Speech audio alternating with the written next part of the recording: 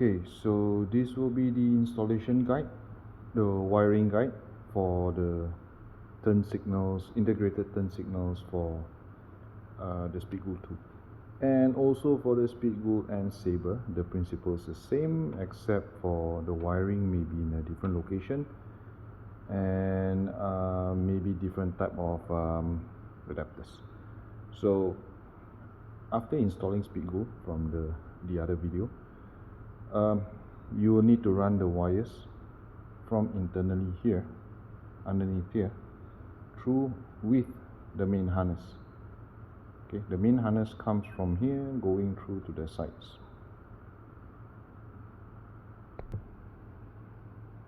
The main harness goes through this is the brake lines, sorry. So the main harness goes through behind the brake lines, goes through here, and the signal wires should follow accordingly through to this line, and then it should twist out to the side ports on the radiator sides. So we're gonna need to remove the covers on both sides. For my setup, I've already changed to TST, the TST GTR. So you can use it with the stocks, with TSTs, or totally without any signals right here. So first we're gonna remove the side covers. There's two plastic rivets here. Mine has already been changed to the pop type, push-in type. Most stock comes with a Phillips screwdriver type, which is a pain in the ass to remove.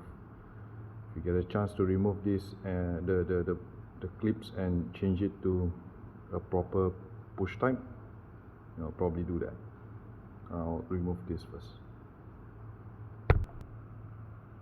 Okay, in the case of for my bike, it's just a pop, so all I have to do is to locate the center piece, push it in, and that should release the two clips. I'll pull it out later. And then we go to the sides where there's another two Allen screws that we have to remove.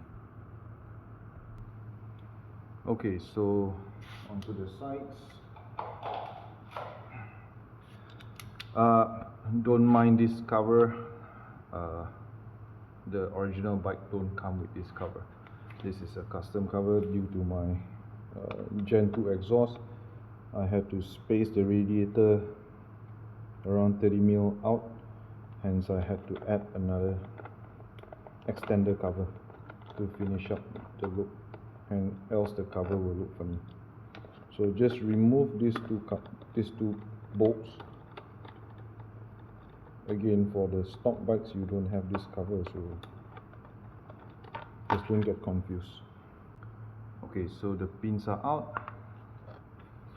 So side cover comes out. The wire that's coming in is this one.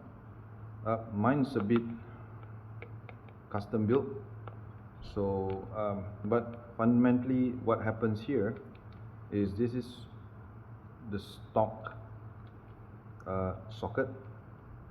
Okay, this supplies to the stock signals. It's a 2-pin. For Asia and the rest of the world, Europe is all 2 pins. For I think North America, I'm not too sure about Canada, but I think they have 3 pins because they have DRLs. So yeah, you guys have DRLs there.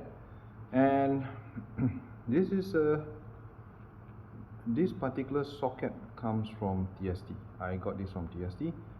This is a 2-on-2 adapter for the MT-09.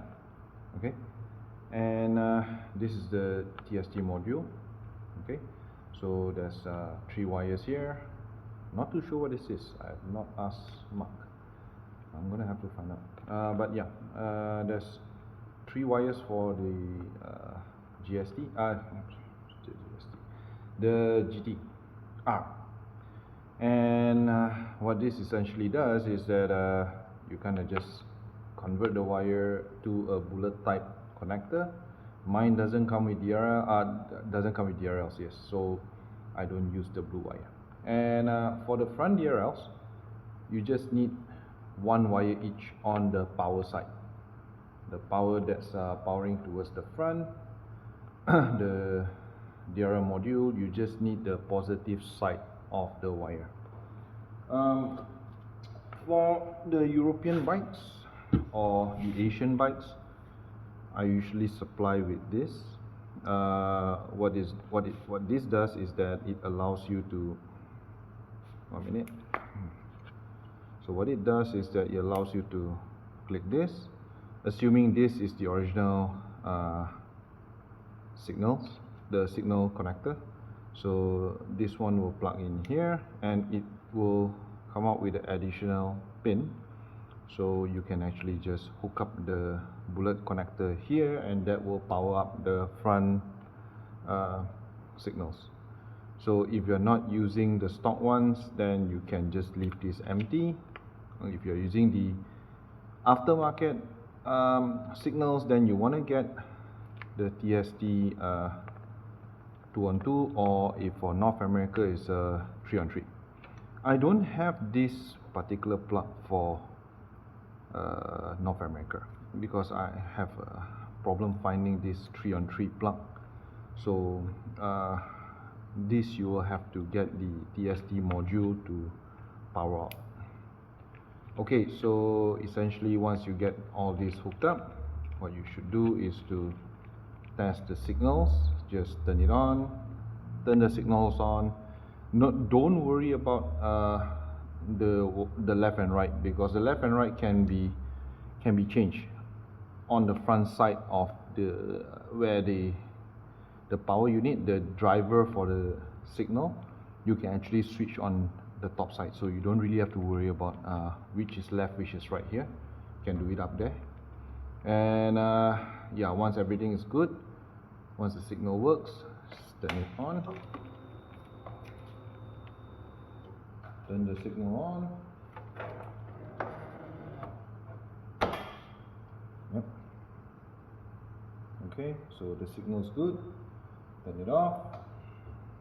DRL comes back on. And test for both sides and everything should be good.